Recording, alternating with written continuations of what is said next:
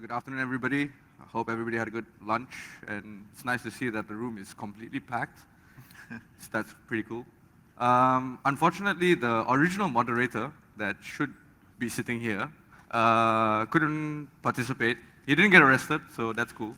Anyway, I'll be moderating the panel today. My name is Dylan. I'm also at LeadDog on Twitter.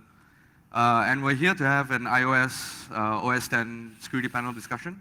And of course, with me is the world-famous jailbreak iOS security experts assembled here in Kuala Lumpur. I'll start on my left with Planet Being. Perhaps maybe you might want to just introduce the guys to the guys a little bit about yourself, but I'm sure everybody knows who you are. Okay. My name is David Wong. I go by Planet Being Online. I've been in the jailbreak scene for since the iPhone came out, basically, and I also worked on porting Linux and Android to the iPhone way back when, and I pretty much helped with every single jailbreak. So, sweet. Muscle. I'm Muscle. I'm not on. Oh, we're having some audio problems. Hear me? I'll just keep coming. Yeah. Okay. Cool. We'll skip Muscle for a while. We'll come back to him. Okay, so I'm Patu. I've worked for the latest jailbreaks on the iPhone and iOS.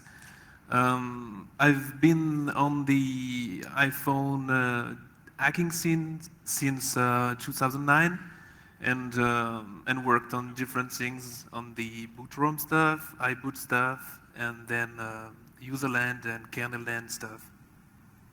And Mark? Hey, I'm Mark Dowd. I am a security vulnerability researcher. I've been doing it for a long time. I only recently started looking at iOS this year, particularly in the late parts of iOS 5, and really looking at the iOS 6 security that has emerged recently. So I'm a relative newcomer compared to all these guys. Yeah, but you had an awesome presentation yesterday. Yeah, I agree. Could you tell us a little bit more about your presentation that you did yesterday on iOS 6? Yeah, I mean, the presentation we did focused on kernel security improvements that they've made on iOS 6, and they basically did a huge overhaul of many of the security features compared to previous iOS versions, adding like ASLR, heap hardening strategies, address-based protection, and all sorts of other things. So it's significantly harder to write kernel exploits for iOS 6 than it was for iOS 5. Cool. Planet, I mean, could you guys give us a bit of what research you guys have been working on with regards to iOS 6 and the findings and the changes within the OS? I've been actually looking at the same thing that Mark has for a while, and actually I'm glad I attended his talk yesterday because he gave me some new ideas. We had some kernel vulnerabilities left over that Apple had successfully mitigated with its new changes in iOS 6, but Mark showed that those changes are definitely overcomable. I don't think we have anything for userland yet, but we still have a few tricks up our sleeves, I guess. What about improvements to like the baseband? MuscleNet perhaps, maybe? Well, there's actually been a drastic change in the baseband stuff over the last year. It used to be very hard to get an unlock for anyone except for the designated carriers, but nowadays you can go to almost any website and get from between $10 and $70. You can get an unlock for any device, almost all the way back to the first iPhone, and it doesn't require any hacks. It's sort of a business end sort of hack where they're getting into the database, right? But it doesn't require any software hacks per se. So it's almost like there's almost no need to even address, except for the uniqueness of the baseband hacking in its own right. There's no real purpose to hacking a baseband anymore for the iPhone. What about with the iPhone 5? Like there's a new chip. Does that really change things for baseband hacking and unlocking? Well, I mean, ironically, it's exactly the same situation. You can, almost the day of the release of the iPhone 5, you could go off and get an unofficial, but still just as official unlock through one of these, the web unlockers. So fundamentally, what has actually changed on a hardware level? Well, fundamentally, it's the business end that's changed. Right. They now have enough people working at all the carriers to be able to surreptitiously insert IMEIs into Apple's official database, and just not get noticed doing it. It's just, I think it's just taken a while for the iPhone to get as popular as it has for them to be able to do this without being noticed. But now it's, that's why it's so popular now. You can get it from almost any corner website. Sweet. Portuguese, maybe you might want to give us a bit of your thoughts on iOS 6? Yeah. The work that you've been doing as well? On iOS 6, I was pausing because of my job. I have something to work on at the moment. So I've paused my work, but I've resumed like a week ago. What we have split it, in fact, our work on iOS 6. I mean, David is now working on the kernel part and trying to exploit it, to exploit the old vulnerabilities we had by the past that because of the new securities don't work anymore. So he's trying to fix that, and myself is working on the userland patch, trying to find a vulnerability to trigger the code execution at boot up or something. At the moment, I'm kind of stuck. I have to recognize, but it could change in a week, or it's luck. I think. Yeah. Mark, you did a paper yesterday on iOS 6, and the findings that you found, I believe you actually presented a jailbreak of some sort, and you actually showed Cydia running.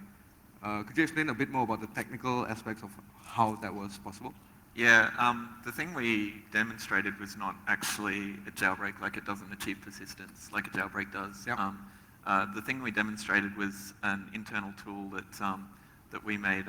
Tajay Mand, who is presented with me, did a lot of work on that tool, and basically it used a kernel mode exploit to gain full privileges to the iOS 6 version running on the phone, and from there it makes modifications to various things within the kernel so that we can run unsigned code, or like basically turn individual policies on and off to make it so that we can debug stuff more readily. What's interesting is that although that kind of a jailbreak isn't as popular, it wouldn't ever be as popular as a jailbreak as we know it today. It's actually a lot more useful to people who are security conscious and who don't want to. When you do a jailbreak, you really are weakening the defenses of your phone in many ways. So that sort of a jailbreak is actually preferred by a segment of jailbreakers, because you don't want to open things completely up. You want to be able to, with the flick of the button, you want to be able to turn policies on and off. Yeah. Sweet. So the findings that Mark has, how much added benefit does that give, like say you guys, so iPhone dev team or Pod2G? I mean, like how much does that improve the amount of work that you guys could do? Does it shorten the time that we could probably see some kind of jailbreak or unlock? Well, Mark has given a lot of excellent ideas to all of us, including Apple. So it's sort of a... That's a double-edged sword. Yes, it's definitely a double-edged sword. His talk was extremely interesting. I mean, there were a lot of things that were disclosed and a lot of things that are useful. I would say that some things that Apple could close, and some things, are more general techniques that can be applied to more than one vulnerability, which is, useful to all researchers, that Apple definitely can't mitigate without any sort of major architectural changes. So I would say that overall it does help jailbreakers, but it definitely, it's not a completely, it's not a completely good thing for us. And Pod, what do you think? Yeah, I have to. I want to explain something. In fact, a jailbreak is different things. There, the kernel part, the kernel exploit that is required to modify the kernel itself, so it can, for example, map readable, executable, and writable pages. This is one part of the jailbreak, but there are different parts needed as well, because we need to inject the required files to the device. We have also to have some code execution at userland to trigger the kernel exploit. And sometimes this exploit is not the same as the one that it is started on boot up. So in fact, also we have to package everything in a tool. So, I mean, when you have a kernel exploit, a working jailbreak for developers, I mean, this is only a few percent of the work needed to make the whole stuff. What Mark did with his colleague on the kernel exploitation is really impressive, because they bypassed a lot of securities in the kernel, but it's only a part of the whole stuff to do. So I expect people to request the jailbreak. Oh, okay, it's done, so you can release it next week, right? But no, it doesn't work this way. Cool. So what do you guys think, in your opinion, would it take for Apple to actually stop jailbreaks or close it to the point where it's just no longer feasible, or it just takes too much time and nobody's going to be bothered to do it? I mean, one policy way they could do it is just by offering all the same freedom that you get with jailbreak with the official OS. In a large way, they have done that with almost everything that was in. If you look back on the original jailbreaks and what they offered, Apple has come, to this date, they've offered, 99% of what you could do back then. There are some things that they'll never be able to open up just because of security, right. Especially when it deals with accessing devices directly and all that, or hardware directly. Right. But one policy way they can do it is just by doing what they're continuing to do now, which is offer more and more flexibility in the OS. But what about from a technical standpoint? Is there anything they can really do to, I don't know? They can stop changing software. I mean, if this stuff is static, but they things grow and they put new features in, and these features aren't always fully tested, and so. Do you think there would be a hardware chip that they might add on that actually, adds on extra security features, perhaps? There are hardware enforcements already that are part of the policy in place today. I mean, the things that are enforced today are enforced ultimately at the base level with hardware, with hardware assisted. Sweet. If anybody from the audience wants to have a question as well, please feel free to raise your hand and I will call on you guys. All right? Oh, sorry, Glenn, go ahead. Yeah, I wanted to add that one thing that they did that was really effective in stopping unlocks is that they had a hardware switch that made sure that all memory that is executable in the baseband can no longer be written to, and vice versa. Any memory that can be writable is not executable. And this is a hardware switch that once turned on cannot be turned off. And it was really effective in stopping us from doing baseband unlocks. And implementing something like that in iOS would also be very effective. Unfortunately, there's no way they can do it because they still need they still need applications to be loaded from software. They need different developers to keep developing applications. It's a completely different environment. So I don't think they can lock it down ever, technically, as well as they could on the baseband. And the best reason I think that Apple has stopped baseband unlocks so much is that there's been so many easier ways to get your iPhone unlocked just from a policy standpoint. And I think if they really wanted to stop jailbreaking, they would change their policy so that you could do more and more stuff without jailbreaking. I also maybe something to add. With every iOS version, the security is reinforced more and more, so that maybe one time no jailbreaks will be possible. I mean, in a possible period of time, in between two releases of iOS, maybe we won't be able to find exploits to jailbreak it. That's possible. I don't see the point, in fact, of Apple trying to secure iOS in a way that we can't execute tweaks on the system modification. I'm sure they could find something. They could find something that permits to secure their business with the App Store, but letting people do tweaks on the operating system. I'm sure they can find something. And this is my message to Apple. Please open your system. So you heard it first, man. Apple, please open the system.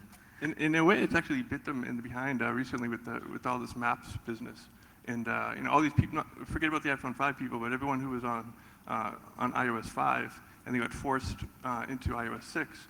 They realized when they saw the stinky Maps application, and they wanted to go back down to 5, that they couldn't do it. And ultimately, they can't do it because, Apple is so focused on not letting you downgrade so that you can't take advantage of previous unlocks or jailbreaks, whatever. Right. That policy is so strict that it's actually, I think it's affected their bottom line with this map stuff because people are realizing, I'm really being pushed forward by Apple. I don't really have even the freedom to be on the OS that I was on an hour ago, even though I just upgraded. Why can't I go back down to 5? You can't do it because Apple just, it's a policy. Do you think Apple will ever come about with like what Google Android is doing, where it's unlock bootloader? Never? I can't see a good reason for them to go that far. I mean, I could see them opening up in a lot of ways, but not to that degree. Yeah, I think that ship has sailed. I think they probably thought about it when they were first doing iOS and they decided it was a bad idea or something like that, because I can't see them going back now. They wouldn't have a reason to. Any questions from the audience? I'm sure you guys have some questions. Yeah, please. I was just wondering if any of you guys is working on Apple TV 3 and how much it overlaps with iOS. Anybody working on Apple TV 3? None of us are working on Apple TV 3, but we know people who do some of the Apple TV stuff. There's a lot of overlap. The kernel is the same, for example, and a lot of the system services are the same, but not all of them.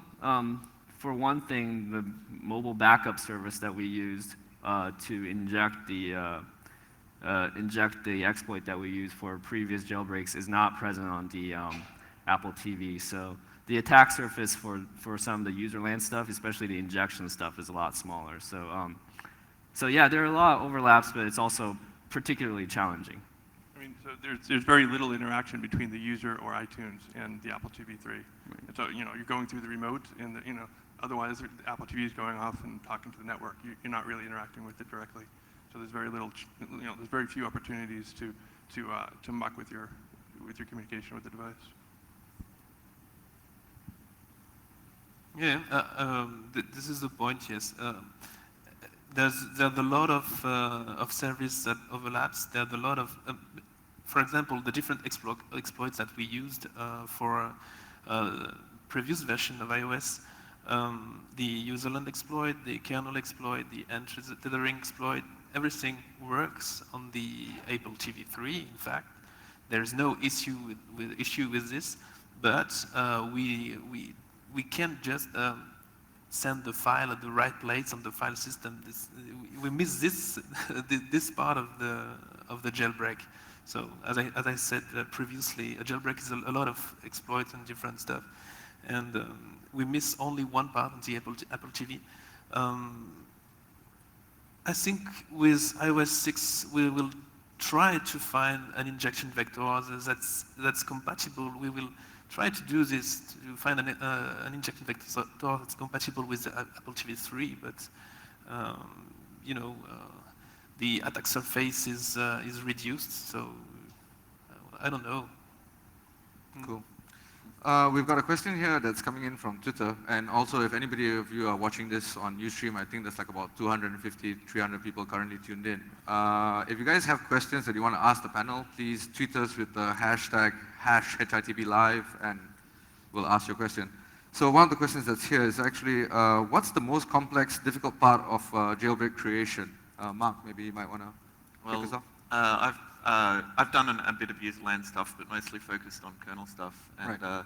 Like I was saying, it's a lot different now in iOS 6 to how it was in iOS 5. There's definitely a lot of challenges there. But in terms of some of the stuff these other guys were talking about putting files on the file system at the right place, I haven't had to do that for my work, so I've been lucky for that. Potuji, what do you think? Like, what would you guys think is the most difficult part about the jailbreak creation? Let's just say, Yeah, we talked about this. It's interesting with Mark some minutes ago. By the past, the most difficult part was the userland one, and the kernel part was the really easy one because there were no protection at all in the kernel.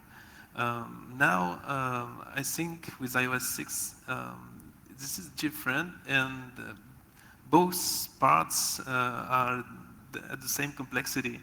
That's why we split our work with David.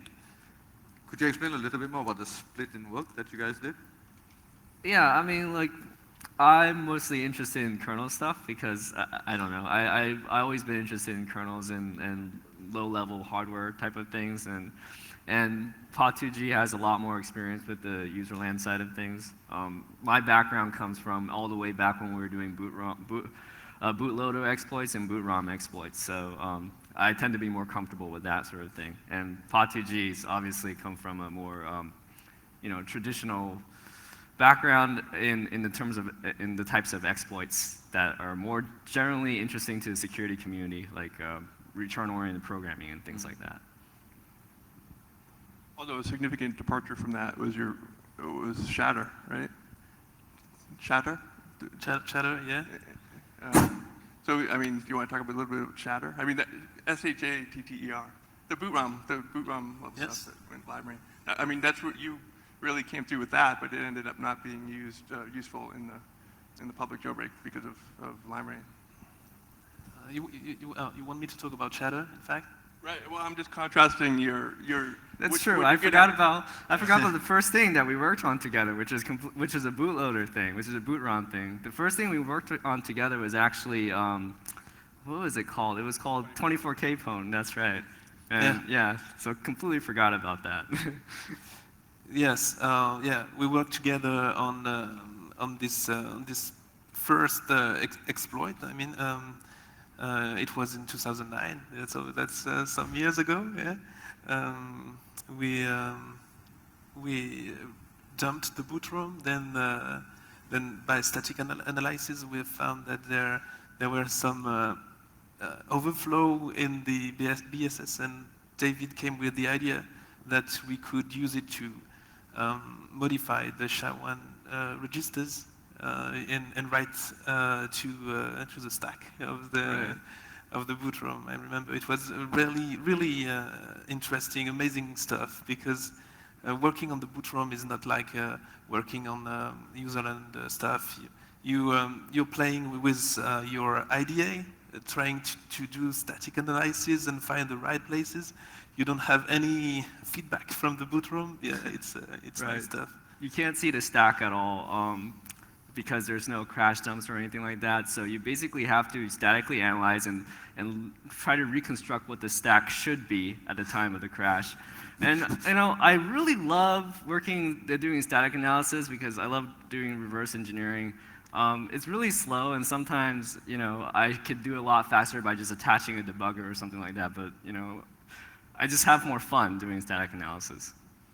In the same way, I always go back to static analysis and debug when it's absolutely necessary and I can't avoid it anymore. Right. So we've got a question here from Twitter. Is there any chance that we'll get a low-level boot ROM exploit surfacing again? You guys ever think we'll see that again? I mean, we don't really even have a boot ROM dump of the more recent devices, so that's extremely unlikely. I mean, there's a chance that they might have changed the boot ROM with the iPhone 5, right? Right. It's just that, I mean, you mean as far as our being able to dump it? Well, I mean, the iPhone 5 uses a different connector. There might be a chance that they change the boot ROM. There might be a chance that they introduce some bugs to it with that change, and there might be a chance that they didn't make it as securely unreadable as it was. Right. We haven't really looked at it, is the truth. Right. So yeah. There's a lot to be done with that, especially with the new connector, figuring out even at the hardware level how to use the new connector. Right.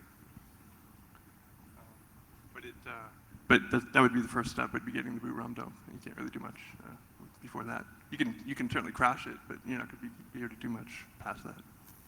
So where do you guys start when you want to find a vulnerability in iOS? Like, what do you guys do to start looking for vulnerabilities?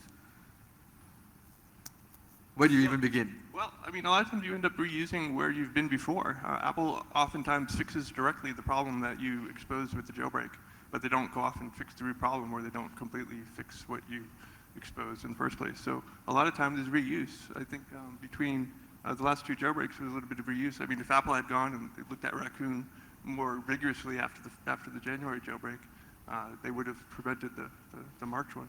So have the exploits that you guys used in 5.1.1, jailbreak, have they all been closed? Yeah, all verified. Yeah. I've actually asked Patiji the question, how did he find vulnerabilities several times in the past, because he finds a lot more vulnerabilities than I do. And his answer is, I get lucky, apparently. I don't know what that means. So I just hope that he gets lucky again with the new version. But for instance, you went off and you looked at the CVEs at some point, right? For Raccoon, Yeah, for Raccoon, yeah, I watched the mailing lists of it and found a bug, but yeah, that's why I call it luck. So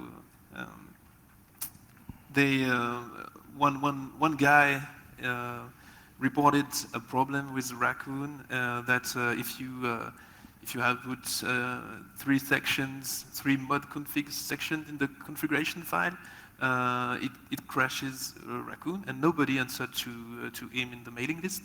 So I just tried to do the same on my iPhone, and luckily it crashed. So in fact, the problem was not about the mod config sections, but it was related to the number of DNS statements in it. But anyway, it was luck. The whole stuff was luck, because the configuration of the memory, the configuration of everything permits to exploit it, to bypass ASLR, everything. So yeah, it was luck. Sweet. And Comex has had a mixture of things. Like Comex has also looked at CVEs for the WebKit stuff. I mean, Comex's stuff is famously, it's all the web-based jailbreaks, right? Jailbreak 2, Jailbreak Me kind of jailbreaks. But he's gone off, and some of the stuff he's used has been from mailing lists for CVEs, for stuff that he knew that was in the WebKit that were still being used on iOS. But on the other hand, he's gone off and created brand new CVEs, of course, finding new stuff. So he's done a mixture. Cool. We got a question here from Craig of WWJC, who wants to know whether you guys keep any of the holes in your sleeves between iOS releases. So are there bugs that you guys have that you haven't really fully disclosed yet? Yeah, we have a couple of kernel ones right now. There's no userland ones that I know of, but userland ones tend to be, we have to use a lot of them to do like one single jailbreak, so we have to use up a lot. So we don't really have a buffer for those. I think it's imperative that you always have an ace up your sleeve. Yeah, you've got to keep something in reserve for a rainy day. Definitely. Do you have anything to add, Portuguese? Yeah, we have some stuff. Yeah, kernel. We have some injection vector. We have also people seen that on Twitter, but there is a jailbreak that fail break that exists that permits to execute unsigned code on the device, but it requires to have a developer certificate to use it. And developers, are under NDA, so we cannot use this stuff anyway. And it relies on some executable that it is developers only stuff. So yes, we have different things.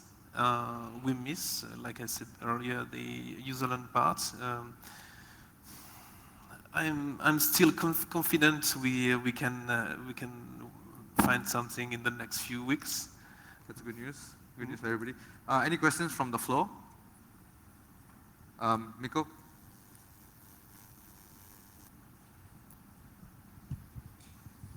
Hi there, Mikko from F-Secure. Great panel. I have a question regarding general security on iOS devices. iPhone has been out for 5 years now. As you know, we've seen no real-world malware problems on iPhones at all, or iOS devices at all.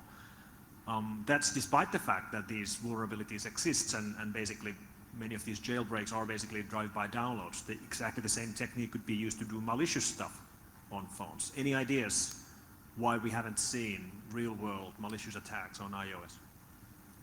We might just not be detecting them yet. I don't know. I don't see any reason why they couldn't be. But it's a significant amount of investment for the attacker, I suppose, because they have to generally use so many exploits and stuff like that.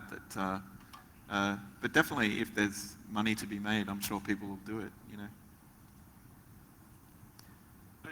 I think it's a mixture of, I think back in the early days when it was easy to adapt jailbreaks for your own use, nefarious or not, I think it was just a lot less popular back then. Nowadays, iPhone is extremely popular, but the methods used to do the jailbreak, it's a chain of multiple exploits, one after the other, and I think it's just more complicated for a random third party to adapt without a lot of insight to adapt these jailbreaks for their own reasons. But again, I also don't believe that it's not happening. I think it's probably happening. We don't see it. It's my guess. I don't see any reason at all why we couldn't have malwares on iOS, but there's something I want to point out is that you said it's the same process, in fact, to jailbreak or to create a malware. It's not actually true because we are only using local exploits, in fact, in latest jailbreaks. So yeah, it was true with Jailbreak Me and web-based jailbreaks, but it's not really true with local exploits and latest jailbreaks we did. And I think actually we've had some sort of mitigation on our own part. At Jan 0, I believe when there was a certificate problem that was causing some concern, he went off and as part of the jailbreak, as part of a downloadable package for the jailbreak, he went off and fixed this certificate problem where I think it was some untrusted certificate authority or something. But he went off and just made it available as a package so that you could actually beef up that version of the firmware compared to the stock version of the firmware by being jailbroken and by installing his package. So it's kind of that kind of thing is interesting also. I think every time we had a sort of a drive-by download situation, we always had a patch for it released at the same time, in fact.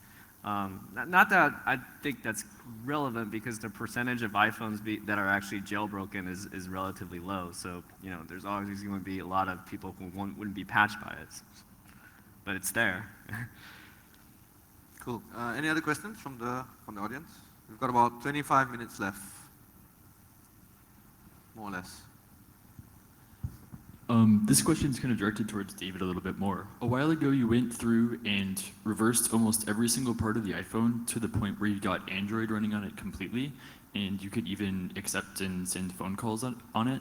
Can you explain a little bit about how you did that and what would be necessary for us to be able to do that on the latest devices?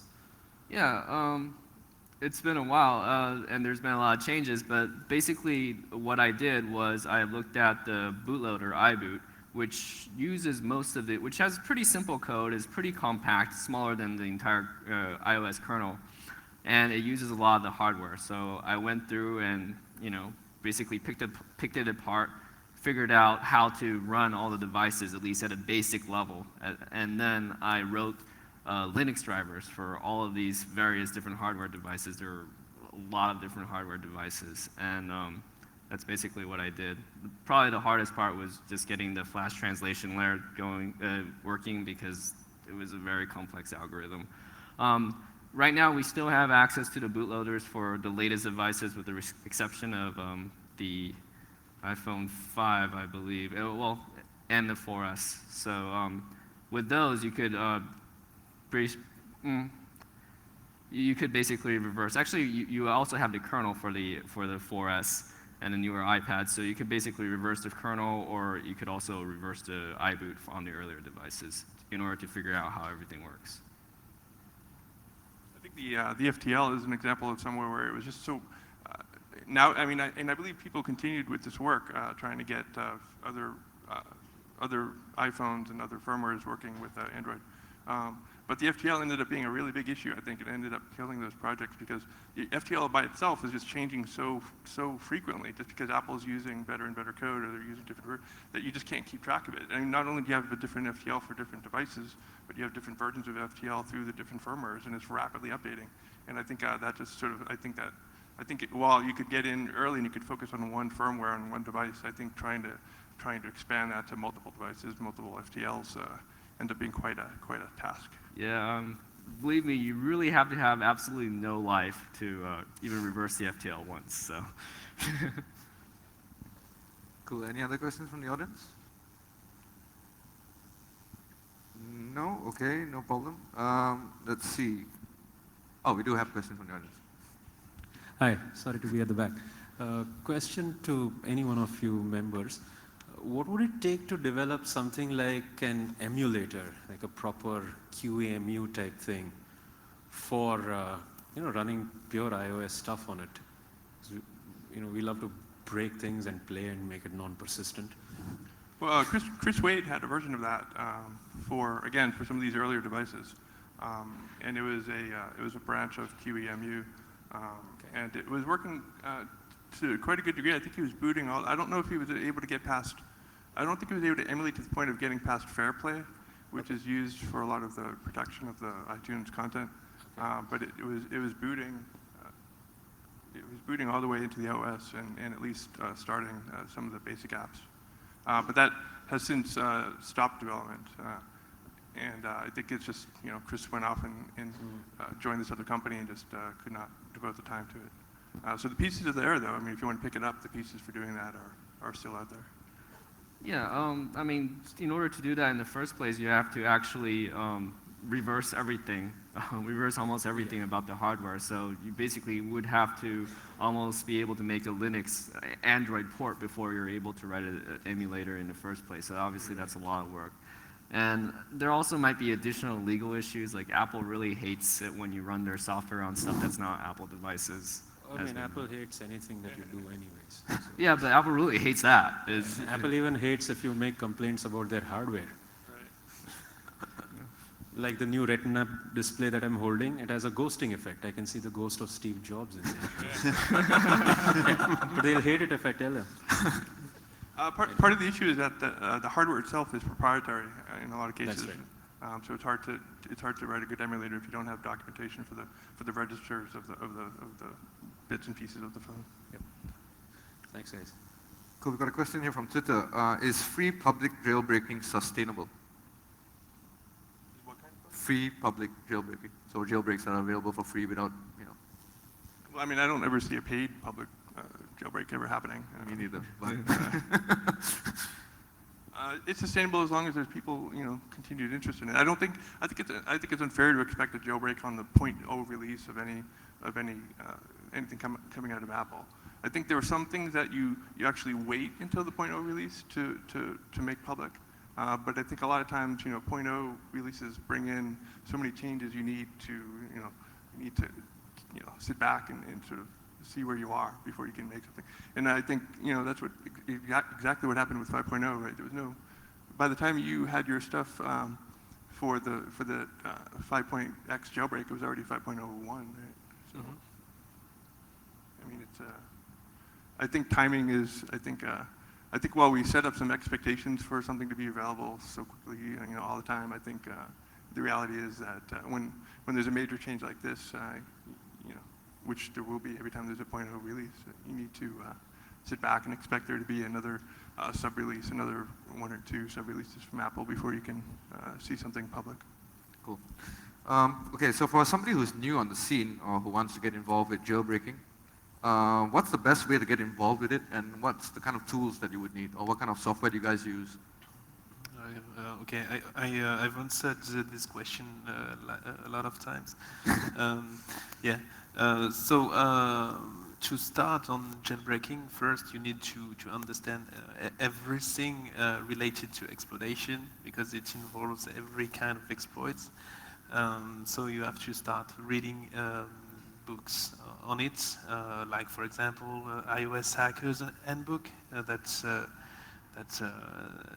was released some months ago, or OS X Hackers Handbook, or I've one book that I like much is a guide to kernel exploitation, something like that, and it's really nice also. So when you understand all the principles of these books, you can enter the jailbreaking community. In fact, I have a question, Patuji. Did you read all these books before you joined the jailbreaking community? No, but I started a long time ago. I mean, at that time. Things were pretty different. There were no protections, no heap protections, no stack protection, anything. So it was just easy at that time. Even if we did some crazy stuff with the boot ROM and all, Yeah. it was easy. Today it is not anymore, and it is. Only a few people, people involved in security research. People, in fact, speakers here or people in the assembly here can do this. I don't think newcomers, maybe guys with some development knowledge or something, can enter the jailbreaking community like this. I kind of agree with Pod2G. It really depends where you're starting from. Like I said before, I only started doing iOS stuff fairly recently, but I was very familiar with exploitation stuff from all the previous work that I've done. And I thought the easiest way to start with iOS stuff was basically download the XMU source and start reading, and then like try a few things on OS X. And if it looked like it was working out, then transition over to iOS. So that's how I got started in it. I have a few comments. I think Lime Rain, obviously, the Lime Rain exploit on an A4 device gives you a perfect opportunity to dabble into. You don't even need to do the full jailbreak. It's enough. A lot of times, I think would be very satisfying and enough to get a piece of it working. David once gave some advice to this question a long time ago. You probably don't even remember that you gave this answer, but he gave this very great answer, which is, one way to get into it is to pick something that you can't do right now on iOS, and just use that as your ultimate goal. Not something grand and lofty like a jailbreak, a general jailbreak, but let's say you want to be able to put the slider for unlocking the device on the top instead of the bottom. Just figure out what, just have one specific goal in mind, and then just spend the next few months trying to get to that point. And that allows you to ask the right questions, because a lot of times most of all of us are available either through Twitter DMs or through IRC, and we're able to answer specific questions, or we're glad to answer specific questions, but it's very difficult to answer a generic question like how do I jailbreak, right? If you have specific questions about what does this dial I have to do with this, or if you have very specific technical questions, it's a lot easier for us to help you to get to that goal. Okay, there's a specific question here. Was how exactly did you guys get the boot ROM for the 3GS and the 4? 3GS and the 4? Which? The 3GS. Yeah, and the 4, and the iPhone 4. How do you guys get the boot ROM dumped for it? That was a long time ago, wasn't it? Let me try to remember. I think it was still, at that point, it was still, the boot ROM was still mapped into kernel memory. Yeah, exactly. So we had some sort of kernel exploit. I don't even know what we had anymore, but you could just read a memory range and it would be there. There was a slightly different situation for earlier devices where they turned off the boot ROM, but that wasn't the case for 3GS. Yeah, in fact, we had the 3GS. There's two versions of it. The old boot ROM and the new boot ROM. And we had the jailbreak with the old boot ROM 1 using Red Snow, and you managed to use some kernel exploit to dump the boot ROM. I also remember something about helping GeoHot dump a boot ROM at some point. Something that about was for the first GS. Yeah.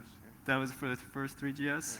Yeah, there was he had, I think, a bootloader, an iBoot exploit, and he wanted to be able to dump the boot ROM, but he couldn't find it. And there was an MIU setting, the memory interface unit setting, that would let you map the boot ROM back to 0x0. And I knew about this earlier from my work reverse engineering the earlier iPhones, so that's what we did. And I probably got a copy of the boot ROM from him or something like that after he dumped it.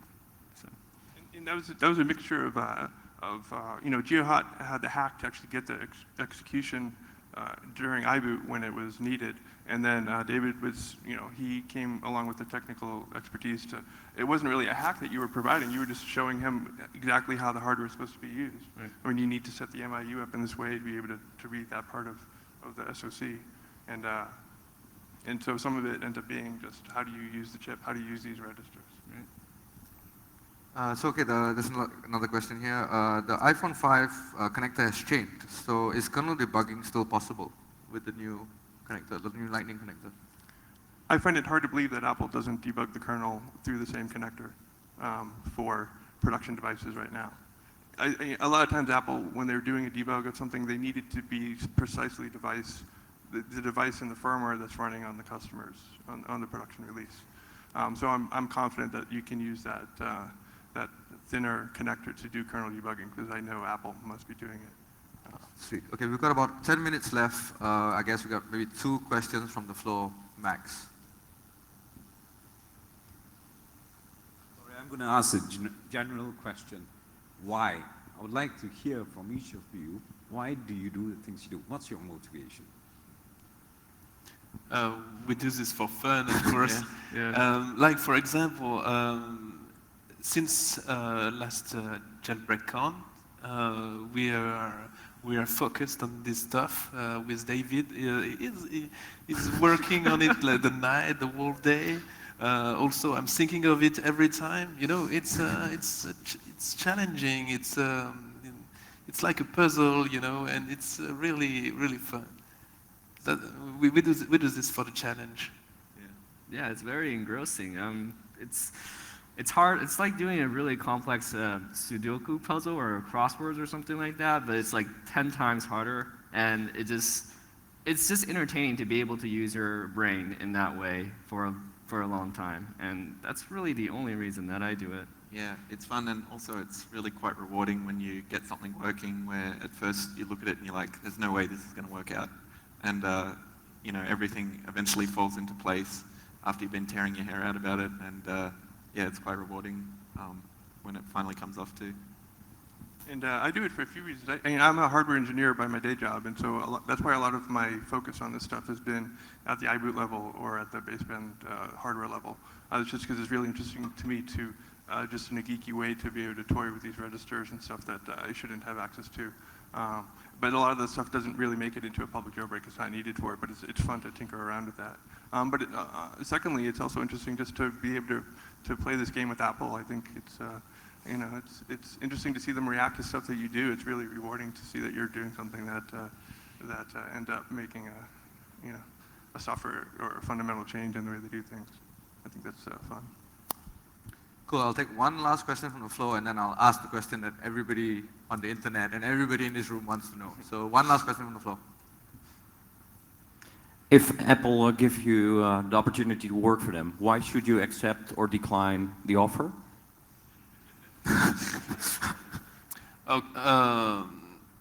I would be really interested and proud to work with Apple, because I think in the security team they are people that are really talented. I think I have a lot of knowledge to get from them. So I think it would be a really good experience to work for Apple. Then it depends on a lot of stuff. I'm pretty sure they would like me to come to the United States, or they would like me to leave the jailbreaking and stuff. So yeah, it's kind of complicated. Yeah. But fundamentally, it's a different job. It's a different job to prevent attacks than to do the attack. And I think it just, depending on what kind of offer you got, you don't want to be pigeonholed into someone who's doing something that fundamentally is different than what we're doing right now. Yeah, being on the defense is never fun. So yeah, offense is more fun. And also for me, I work for myself, so they basically can't offer me something better than that. Okay, so we've got like about 5 more minutes. I can probably take one last question from the floor, actually. Anybody? Okay, no problem. We'll take a question from Twitter. collectively, you guys have probably like 1 million Twitter followers. Has fame affected you guys negatively, positively? You just talk a bit about what's it like to have, I don't know, 400,000 crazy fools who are retweeting every single thing that you guys say. I think part of it is you can't really say much that's not jailbreak related, right? I don't use my Twitter account for anything that's not jailbreak related. It's just it wouldn't make sense, and people would just barrage me with more questions than are worth it. And so that's one aspect to it. And I'm not on Facebook at all. Oh yeah, I'm really happy, and of course I want to thank everyone following me on Twitter. This is nice. More followers. Yeah. It's a way, in fact, to motivate us, because there's a lot of good messages in the mention. Well, okay, there's a lot also of bad messages, but I don't look at them at all. And also, I'm not quite like Eric Messelnerd. I use my Twitter for announcing jailbreaking stuff and news, but also to joke a little. And people always answer to me, and I think we have a good relationship. It's fun, yeah. Mark, have you just seen like 20,000 extra followers since yesterday? No, I actually don't have 100,000 followers, so I don't know what it's like. But I will say that after we did our presentation yesterday, Muscle Nerd mentioned in passing our demo, and I immediately got like several hundred followers, and then like 10 people asking me if I was going to release an iOS 6 jailbreak. So I was like, what? Muscle wanted to share the pain a little bit. Yeah. It's a horrible medium for answering questions. It absolutely is. It's horrible. A lot of times when people ask me, when I'm able to see questions that are technical questions, I'll just directly follow them and engage them in DMs. You just cannot answer questions. If you answer a technical question on Twitter, it's great for that answer, but then someone will repeat the same question the day later. Okay, so the last question, and I'm sure everybody wants to know, is what's the ETA on an untethered iOS 6 jailbreak for the iPhone 5 and all other devices? Wow, I mean, have we ever really given a real answer to that kind of question ever? Probably not, but I mean, an approximation. By the time you're seeing us give videos or screenshots of things actually working, I mean, at that point you can start to really have a realistic expectation of an ETA being somewhat accurate. But when you're in the exploratory stage, it's just impossible to have any sort of accurate ETA. You can certainly have hopes, but... So yeah, you've heard it first. You can certainly have hopes, but not just yet, right? So I think that's it. We've come to pretty much the end of the panel. Thank you everybody for joining us today, and of course thank you to our panelists for being here with us in Malaysia. We hope you guys enjoy the rest of the show. Thanks. Thank you very much. Thank you very much.